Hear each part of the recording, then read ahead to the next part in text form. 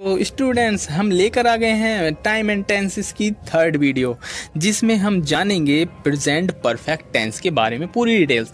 इससे पहले दो वीडियो हो चुकी हैं जिसमें मैंने प्रेजेंट इंडेफिनिट, प्रेजेंट कंटिन्यूअस के बारे में आपको समझा दिया है, और वो भी बिल्कुल इस तरह से समझाया है कि आपके किसी भी एग्जाम में कोई भी क्वेश्चन नहीं बचेगा। और इसी तरह से आज हम बात करेंगे प्रेजेंट परफेक्ट टेंस की। हर एग्जाम में इसमें से क्वेश्चन कोई ना कोई आ ही जाता है टाइम टेंसेस में से। तो चलिए शुरुआत करते हैं अपने प्रेजेंट परफेक्ट के बारे में। तो प्रेजेंट परफेक्ट के बारे में सबसे पहले हिंदी में इसकी पहचान समझ लेते हैं। अगर चुका है, चुकी है, चुके हैं आता है तो समझ लीजिए यहाँ पर आपका जो टेंस होगा वो हमारा प्रेजेंट परफेक्ट टेंस होगा। अब बात करें इंग्लिश की, तो इंग्लिश में हैज़ हैव के साथ वर्ब की थर्ड फॉर्म आती है, और अगर ऐसा आ रहा है तो समझ जाइए कि आपका प्रेजेंट परफेक्ट टेंस है। और भी काफ़ी सारी चीज़ें हैं जो कि समझने लायक हैं, कहाँ पर आता है वो हम आगे डिस्कस करेंगे इस बारे में। अब इसके बाद हम बात कर लेते हैं इसके जो पार्ट्स होते हैं, जैसे कि अफर्मेटिव, पॉजिटिव। तो पॉजिटिव में क्या होगा, subject plus has have plus verb की थर्ड फॉर्म प्लस ऑब्जेक्ट आएगा। इसके बाद हम बात कर लेते हैं नेगेटिव की, तो नेगेटिव में हैज़ हैव के साथ नोट लग जाता है। और अब बात कर लेते हैं इंटेरोगेटिव की, तो इंटेरोगेटिव में हमेशा हैज़ हैव के साथ हमारा वाक्य शुरू होगा और उसके बाद सब्जेक्ट आएगा, बाकी हमारा वर्ब की थर्ड फॉर्म प्लस हमारा ऑब्जेक्ट आ जाएगा। तो बात कर लेते हैं हम इंटेरोगेटिव में भी नेगेटिव पार्ट की, तो उसमें क्या करेंगे, सबसे पहले हमारा हैज़ हैव आएगा, उसके बाद सब्जेक्ट आएगा प्लस नोट आएगा, और फिर उसके बाद जो हमारा यूज़ किया जाएगा वो हमारा वर्ब की थर्ड फॉर्म और प्लस ऑब्जेक्ट आ जाएगा। अब इसके बाद बात करते हैं हम अपने क्वेश्चन वर्ड वाले वाक्य की, तो इसमें जैसे कि हमारा सबसे पहले क्वेश्चन वर्ड आएगा वाई, व्हेन, वाई, जो भी कुछ होगा इस तरीके का, और उसके बाद हम यूज़ करेंगे हमारा हेल्पिंग वर्ब, और उसके बाद जो यूज़ किया जाएगा वो हमारा सब्जेक्ट यूज़ किया जाता है, फिर हमारा वर्ब की थर्ड फॉर्म प्लस ऑब्जेक्ट आ जाएगा। तो इतना स्ट्रक्चर आप समझ गए होंगे। तो इस स्ट्रक्चर के अकॉर्डिंग ही मैं कुछ आपको एग्जांपल्स दे रहा हूँ, और उससे आपको अच्छे से समझ में आ जाएगा कि आखिर ये वर्क कैसे करते हैं और किस तरह से अप्लाई करना है। तो इन एग्जांपल्स को देख लीजिए और आप आराम से समझ लीजिएगा।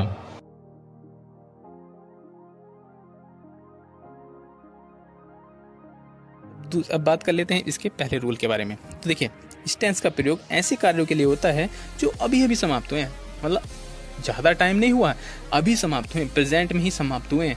जैसे I have just had T, मतलब कि मैंने अभी अभी मतलब चाय पी है। तो इसके लिए क्या करेंगे, आई मीन सब्जेक्ट हो गया, I have just had T. Had यहाँ पर जो आ रहा है वो हमारा कोई हेल्पिंग वर्ब नहीं है, वो हमारी हैड माने जो मतलब रखने के लिए आती है, हैव माने रखना या पीना, यानी कि अभी अभी हमने चाय पी है। या फिर इसमें इंटरोगेटिव एक वाक्य और ले लेते हैं, जैसे has he gone to college. Has माने has he gone to college, यानी कि वह अभी अभी कॉलेज गया है।